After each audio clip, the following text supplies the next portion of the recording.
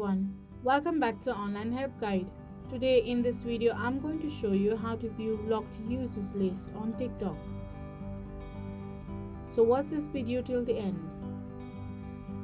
If you have blocked someone on TikTok but later decided to unblock that person's account, you can browse the list of accounts you have previously blocked and quickly unblock them. First, open up your TikTok app. Then tap on Profile, that is on the bottom right corner of your screen.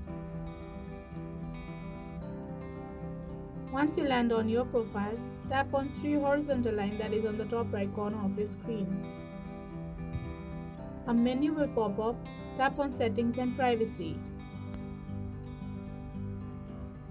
On the Account section, you will see Privacy option. Tap on it.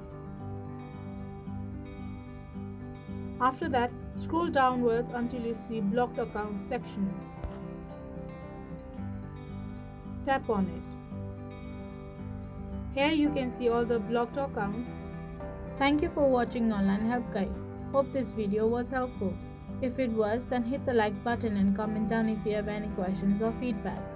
Also, if you are new to our channel, subscribe and hit the bell icon on our channel so that you don't miss our upcoming videos.